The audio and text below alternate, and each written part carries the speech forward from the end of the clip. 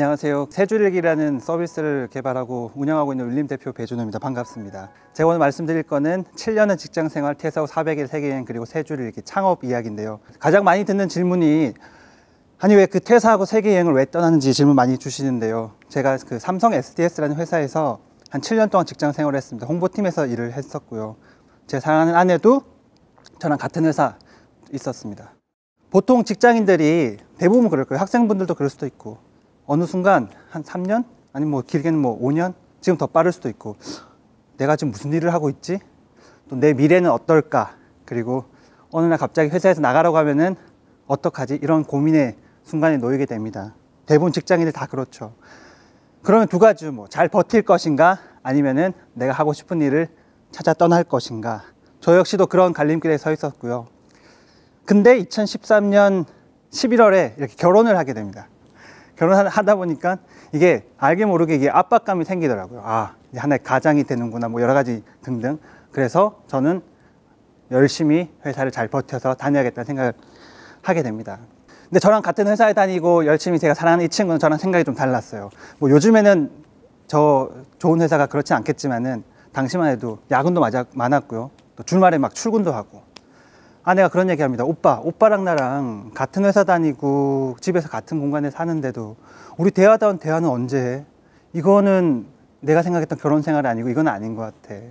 이렇게 살고 싶지 않아. 그리고 어느 날 갑자기 저한테 오빠 우리 세계 여행을 떠나자. 그래서 제가 그래 가자 이랬을까요? 아니죠. 저는 잘 버티겠다고 생각했던 사람이니까 아니 얘가 지금 무슨 소리지? 원래 막 뭐 여행을 안 좋아하는 사람이 어디 있겠어요. 여행도 다니고 했는데 아니 세계 여행? 그때만 해도 지금처럼 이렇게 좀 대중화되진 않았던 것 같아요. 유진아, 제 와이프는 유진이에요. 유진아, 우리 지금 여행을 떠날 때야. 대구에서 올라와가지고 열심히 잘 살아서 이렇게 왔는데 우리 전세 대출 받은 거 이거 열심히 갚아 나가야 되잖아. 애기 안 키울 거야? 애기 키울 건데 그러면은 또 생활비도 벌어야 되지. 그거 아니야. 그리고 유진아, 지금 좀 힘들지만 우리 조금만 기다리면은 과장이 돼. 그러니까 뭐 크게 아니지만 좀 연봉이 좀 오르면 그때 가서 생각을 하자. 그리고 그때 저희 그 부서에 있던 전무님께서 그 방에 계신데 제가 딱 지나가면서 얼핏 듣는 얘기를 듣습니다. 전무님이 야 배준호 한번 잘 키워봐봐. 야 유진아, 전무님이 날 또 잘 키워주신대. 그리고 어떤 회사 다 가도 비슷하니까 우리 열심히 다니자라고 해서 한강에서 이제 와이프랑 종종 치맥을 하는데 정말 저렇게 아름다운 배경을 두고 또 막 아이들 막 뛰어놀고 가족들 막 식사도 하고 커플들 막 배드민턴 치고 이런 아름다운 배경을 두고 와이프가 눈물을 흘리면서 오빠 나 전혀 행복하지 않아 그러는 거예요. 그 장면을 보는데 저도 눈물이 나고 특히 그 극명하게 대조되는 그 분위기 속에서 이 아름다운 환경에서 행복하지 않다는 아내의 눈물을 보고 제가 와르르 무너졌습니다. 그리고 난 뒤에 그래 우리도 한번 세계여행 떠나보자. 그래서 누군가 저에게 아니 어떻게 해서 그런 큰 결정을 하게 됐어요 라고 얘기하지만은 정말 그 결정의 순간은 물 엎지르듯이 그냥 와르르 무너졌던 것 같아요. 아니 뭐 갔다 와서 뭐든지 해먹고 살 수 있겠지 뭐. 오히려 제가 아내를 위로해 줄 판. 그렇게 해서 저희는 세계여행이라는 걸 무턱대고 그냥 막연히 하게 됩니다. 여러분들 퇴사해 보신 분도 계시겠지만은 뭐 영화나 드라마에서처럼 사직서 뭐 봉투에 넣고 이렇게 제출하지 않아요. 요즘은 클라우드 시대니까 시스템에 집에서 이제 접속 가능하거든요. 근데 퇴사를 하기 위해서 이제 퇴직 사유를 이제 적게 되는데 퇴직 사유를 적으면은 이제 시스템이 딱 해서 우리 부서장에게도 알림이 가고 야 배준호 퇴사한대 인사팀에도 알림이 가고 막 이렇게 가요. 이제 둘이 이제 같은 회사니까 밤에 모여서 야 우리 같이 한날 한시에 동시에 퇴직을 신청하자. 뭔가 모르게 뭔가 희열이 있었어. 뭔가 회사에 한 방 먹인다는 느낌. 이해는 지금 잘 이해가 안 되지만은 뭔가 있었어. 그래서 둘이 앉아가지고 처음에 그동안 저를 잘 키워주셔서 덕분에 잘 했습니다. 막 구슬 좀 막 적다가 야 유진아 다 지워. 우리 멋있게 네 글자만 적어. 세계여행 딱 적고 하나 둘 셋 같이 엔터 치는 거 하나 둘 셋 엔터 탁 치고 이제 뭐 와 맥주 마시면서 와 막 그랬어.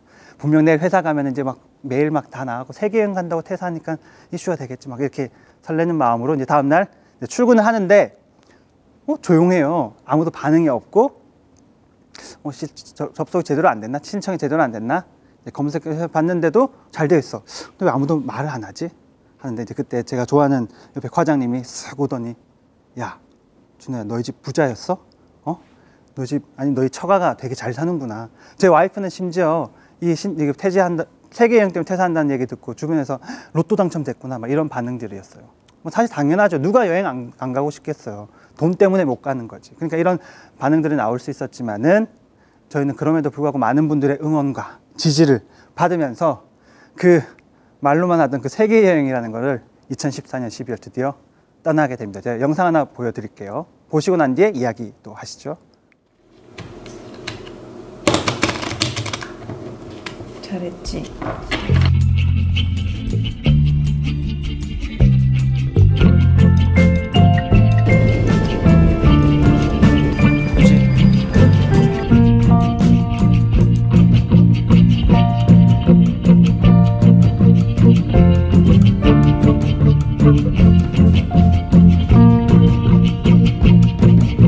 걱정 마.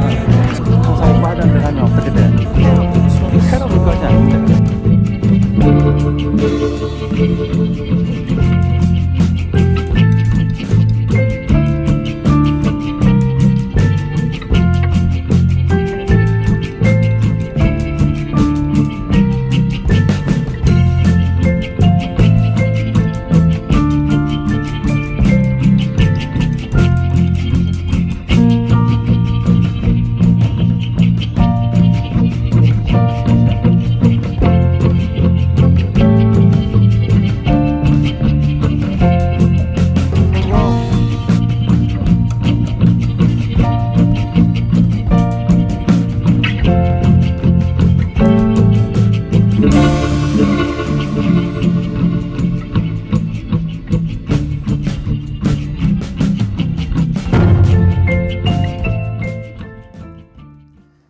지금 보여드렸던 영상을 보면 이게 영상을 여행 50일째쯤 저희가 만든 거예요. 메시지가 뭐 여행에 신나고 막 즐겁고 이렇게보다는 다짐, 잘 될 거야, 유진아 잘 될 거야, 준호 잘할 거야, 이런 메시지가 들어간 영상이죠. 이유는 간단해요. 50일째 너무 힘들었어요. 너무 힘들었어. 왜? 말이야 멋있게 뭐 세계여행 떠났지만은 돌이켜보면 되게 강박 같은 게 있었어요. 저희가 짜놓은 일정이었는데요. 내가 이 많은 걸 포기하고 떠나는 만큼 많은 걸 얻어와야 되겠다는 그런 게 있었어요. 그래서 우리 뭔가 프로젝트를 하자. 아니면 그 당시에 유행했던 전 세계 스팟마다 똑같은 포즈로 찍자, 사진을 찍자. 그래서 막 연결해서 만들자. 제가 영상을 좀 만드는데 영화를 한번 만들어 보자. 아니야, 우리 시장 같은 거 다 조사해서 해보자. 블로그에 나오는 맛집 다 가보자. 너무 많은 거 하다 보니까 50일째 락다운이 돼버렸어요. 그리고 그때 호주, 뉴질랜드에서 말레이시아에 있는 친구, 그 친구 또 잘 나가는 친구야. 쿠알라룸푸르에 주재원으로 가 있는 친구인데 그 친구 집에 머물면서 비교되는 거죠. 야, 쟤는 저렇게 열심히 일하고 있는데 난 지금 뭐 하고 있지? 왜 이렇게 힘들게 여행을 하고 있지? 그때 막 카톡이 옵니다. 카톡. 옛날 직장 동료 단톡방인데 이번에 보너스 얼마 나왔대. 야, 이번에 누구누구는 발탁돼서 빨리 과장 냈대. 내가 왜 이러고 있지? 이게 왜 이러고 있지? 아내한테 제가 얘기하죠. 유진아, 너 힘들지? 우리는 그 말하는 여행가가 아닌가 봐. 우리 관두고 돌아가자. 제가 얘기를 합니다. 그리고 지금 돌아가도 전무님이 언제든지 받아주시겠대. 뭐 진짜인지 아닌지 모르겠지만 사실 와이프가 떠나자고 했으니까 와이프가 오빠 나 힘들어 그래 가자 하겠어요? 아니죠. 와이프는 안 돼. 나쁜 말로 뭐 팔려서 못 가. 아니 너 힘들잖아. 괜찮아 가자. 나 다 괜찮아. 안 돼. 못 가. 막 서로 막 실랑이를 합니다. 그러다가 그래 사실 뭐 많은 걸 포기하고 뭐 대중들한테 친구들한테 막 떠들고 왔는데 오케이 그러면 여행은 계속 하되 지금부터는 마음대로 한번 여행해보자. 계획대로 하지 말고 마음대로가 뭔지 모르지만은 그리고 뭔가 계속해서 해야 되는 압박감 불안감이 있지만은 마음대로를 연습해보기로 합니다. 자, 너 오늘 나가서 저기 가고 싶어? 아니 집에 있고 싶은데 하루 종일 집에 있는 거야 둘 다. 하루 종일 집에 있어요. 한 열흘 동안 그 친구들 집에서 하루 종일 집에 있어요. 그 친구가 야 너네 여행 중인데 왜 맨날 집에 있어? 그 친구네 집에서 무도를 못 봤던 거 다 다운받아 봤어요. 막 못 봤던 그때 미생도 보고 내가 왜 쿠알라룸푸르에 돈 쓰면서 여기서 왜 이거 무도를 보고 있지? 하지만 오케이 여행하기로 했고 마음대로 하는 걸 하기로 했으니까 다짐하는 겁니다. 그래 이게 내가 하고 싶었던 거지. 하고 싶었던 거지.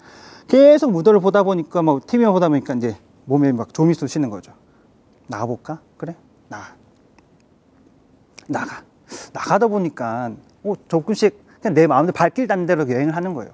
그냥 여기 가고 싶으면 가고 안 가고 싶으면 안 가고 어제 가봤던 곳이 궁금하니까 다음날 아침 일찍 일어나서 또 가보고 길 가다 만났던 친구가 그러니까 여기 한번 가봐 추천해서 또 거기 가보고 제가 좀 멋있는 말로 이어갈게요. 꿋꿋이 마음 가는 대로의 연습. 그럼에도 조급해하지 않는 마음의 연습. 그럼에도 잘 되겠지 않은 믿음에 대한 연습. 스스로가 재촉하지 않으니 바쁠 것이 없다.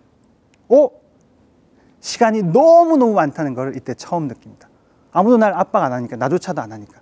쫓기지 않는 하루, 여행과 시간, 그리고 너와 내가 이야기하는 시간들로 채워지고, 천천히 내 삶을 돌아보는 시간들로 채워지고, 그리고 내 마음을 알고 우리 마음을 알아가는 시간. 시간과 함께 걷는 일상, 이것이 바로 여행이구나. 그때부터 여행이 즐거워집니다. 그리고 저희가 원래 계획은 호주, 뉴질랜드에서 한번 다 돌아보자 해서 태국부터 해서 뭐 라오스, 미얀마 다 돌려고 했는데, 태국에 갔을 때 그 친구가 야, 태국 너무 좋아. 그래? 예전 같으면 안 돼. 우리 기차표 끊어놨으니까 미얀마 가야 돼. 일정이 다 잡혀있거든. 그래?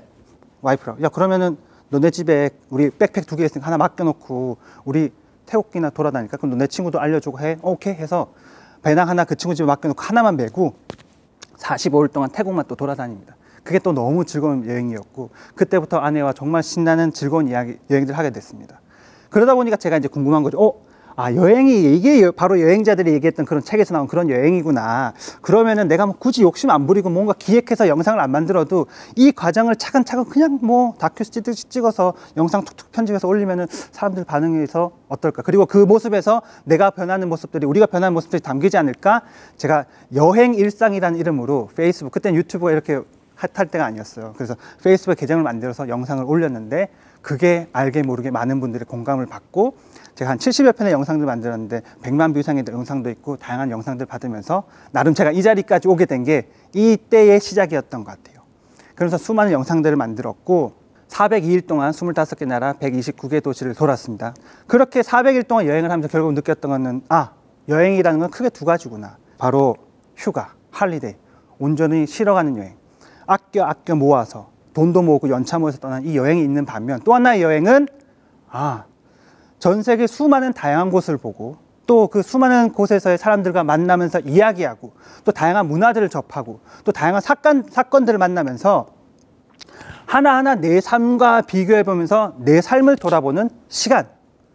이게 바로 또 다른 여행이었구나. 그리고 그 시간을 통해서 내 삶을 되돌아보고 앞으로 나는 어떻게 살아가고, 나는 이런 사람이니까 어떤 꿈을 쫓아야 되겠구나 하는 우리 인생을 정의하는 시간.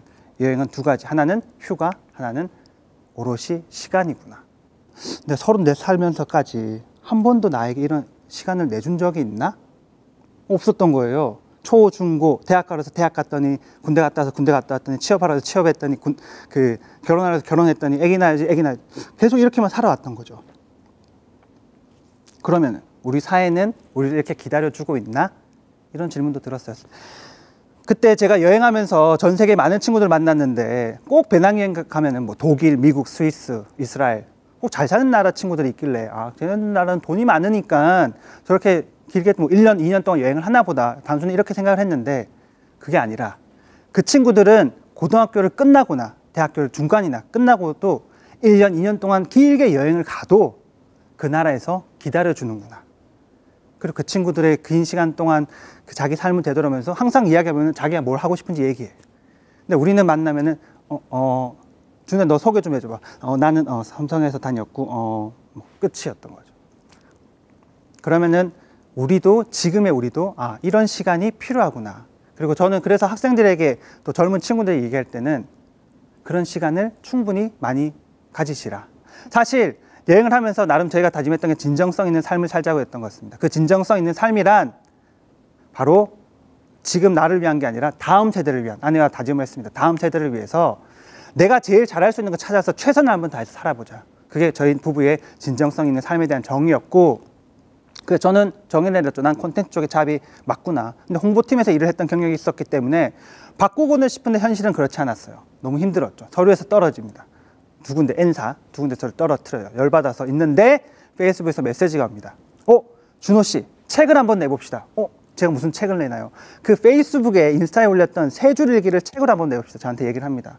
그게 책이 되나요? 세 줄 일기는 그 여행 동안 제가 담당이 블로그를 쓰는 건데, 블로그 쓰는 게 힘들어 하니까 한번 어떤 날 4시간씩 걸렸어요. 그러니까 아내가, 오빠 힘들면 그냥 세 줄이 났어 라고 했던 거를 여행 동안 세 줄 썼던 거를 여행 막바지에 모아놓으니까 너무 좋은 거예요. 이걸 좀 컨텐츠로 만들 수 없을까 해서 사진 한 장 붙여가지고 제가 세 줄 일기라는 이름으로 제 페이스북 인스타에 올렸는데 좋아요 되게 많이 받고 사람들 반응이 한 권의 책을 읽는 것 같다, 긴 글보다는 짧은 글을 요즘엔 더 선호한다, 이런 이야기를 듣고 오케이, 내가 컨텐츠 잡으로 바꾸려면 뭔가 검증할 게 필요한데 요 세 줄을 나같이 글 못 쓰는 사람도 세 줄로 책을 내자고까지 제안을 받으면은 누구나 할 수 있지 않을까가 바로 세 줄 일기였고요. 그래서 아내한테 허락을 받고 저는 당장에 2016년 1월 8일에 기획해서 한 2개월 딩가딩가 놀다가 바로 프로토타입 만들면서 막 하게 됩니다. 처음에는 아무도 안 하려고 했죠. 주변에 막 얘기했던 야 그 트위터랑 비슷한 건데 페이스북 비슷한 건데, 그래서 결국에는 우리 가족들, 아내, 동생, 그리고 운 좋게 저는 훌륭한 대학생 개발자 친구 만나게 돼서 이걸 개발하게 되었고요.